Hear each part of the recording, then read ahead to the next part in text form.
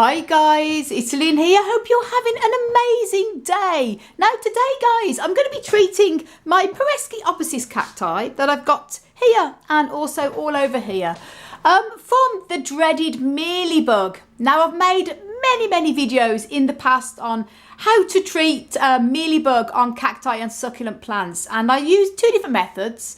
I use the horticultural neem oil, which is more of a prevention. I always like to prevent rather than wait till it gets to the stage where you have to treat. And I have to say, I'm very happy with using the neem oil. It's very natural. It's harmless to both people and the plants. And also it works its way through the plant. It carries on working as well. And it's a great prevention. So you're not left with having to deal with bugs. But what I do find is once I've already got bugs, neem oil does work, but it takes longer. So what I do then, if I actually find bugs on the plant, as in this case I have for these Pereskiopsis that are growing under the LED grow lights, I'll just show you here. I spotted mealybug on it this morning, and as you can see there, it's causing the very tips of these plants to go a little bit black and brown. And if I didn't treat it, they'd end up getting a bit deformed. So obviously I'm going to treat these with horticultural neem oil afterwards. But what I'm going to be doing before is to remove any of the pests I can physically see as much as possible by using the isopropyl rubbing alcohol. I'll just show you it here. This is what I use. This is, just put this on the table here, the camera. Yep. It's this isopropyl alcohol, and I get this from Amazon, and it's really good because it's 100%, so it's a good strong one. It kills the bugs on contact, which, you know, it's a horrible thought because I don't like killing anything. I'm very soft, guys, and I don't kill anything unless I absolutely have to, as in this case, treating bugs on my plants. And when I do, I look for the most humane method, as in either the horticultural neem or as in the rubbing alcohol, because this kills them on contact.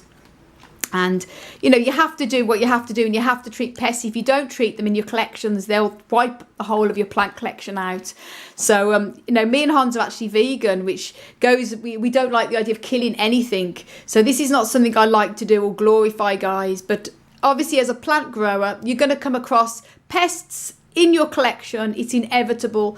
And as I say, preventing them is always the best way, which we do, me and Hans do as much as possible by using the neem oil. And we've noticed a massive difference with hardly having any pests now compared to before we started using it. And there's a couple of links up I'm going to put up above now on neem oil, and it's how to use horticultural neem oil on your house plants and also on your cacti and succulents. And this is a great natural method that is a prevention, and it does treat if you've already got pests, but it does take longer. So I always find that the rubbing alcohol is better if you've already got an infestation, and then once you've got them off, then you can treat straight after with the neem oil. Both methods work really good, but I find the neem oil is more longer lasting, but the rubbing alcohol, the isopropyl alcohol, is much quicker, is instant, if you know what I'm saying. So I remove what I can remove first, and then I treat with the neem. And as I've made countless videos on using rubbing alcohol, this alcohol here, on cacti and succulents, one on how to use it on very spiny cacti such as mammillaria cacti, where it's really difficult to reach in between the spines. So I've made a video on how to use this there, so do check that video out. The links will be coming up above now.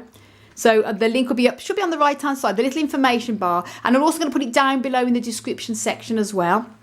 And also how to use horticultural neem oil on cacti and house plants, and even on delicate plants like ferns. So this isn't a how-to video. This is more of a video diary vlog, really, just saying that I've come across mealybug here and what I'm going to be doing to treat it. As I say, there's a lot of Pereskiopsis. From what I can see, the mealybug seems to be just on the very tips of the plants, which is where they seem to go. They always seem to go for the flower tops and also the tops of the cacti, the softest part. As you can see, it's gone black there where the mealybug has bit them. And I did actually treat some mealybug on this, and most of the mealybugs have gone, but this I want to include in this video to show you me doing it here. I'm just going over it, double checking, and this is one I've got here. What I'm going to be doing, I've put some of the isopropyl alcohol here, a little bit into a little dish, and using a clean a clean bowl and a little brush. In this case, I'm using a little lip brush, but you can use any type of thin sort of paintbrush or anything.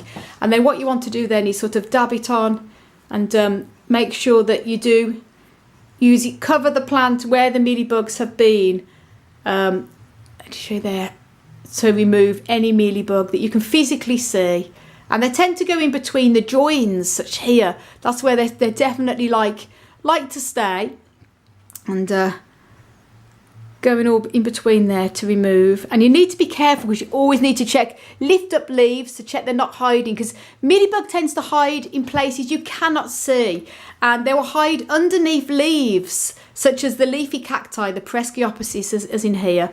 We've got some of the Pereskias over there. They're all sort of related. Most cacti you see as sort of spiny, and these are more leafy, so people don't often think these are cacti. They think they would just be succulents. But believe it or not, they are actually cacti because they have areoles here. But as I say, I'm going to be going through each individual leaf, lifting it up, and then rubbing the isopropyl alcohol underneath to make sure there's no traces of any mealybug or any of their little nests. And it's going to be very time consuming because I have a lot of Pereskiopsis there, as you can see. So I'm not going to bore you with the whole video, and I've made many videos on using isopropyl alcohol to treat mealybugs, so there's no need for me to show you that. So do check out the links. This is just a little bit of a video I'm showing you here. Now, the isopropyl alcohol I use, obviously I get from Amazon, so links down below on if you want to purchase that. I find it lasts absolutely ages. And it's 100%, so it's 100% neat. I like to use it neat on the cacti and the succulents that are very sort of thick leaves. I've never really had a problem. But if I was using it on some of the soft, delicate house plants, then I would dilute it at about 70% of this alcohol. I dilute 30% with water, and I use that then on the delicate house plants. But as in the case with cacti, they are quite strong, and I don't have any problem with using this. I've never had any problems. As I see, that's gone black there, so you know that the mealybugs have been sort of hiding enough under there. And as I say, I won't bore you with doing all this. I just want to show you what I'm going to be doing, a bit of a video vlog.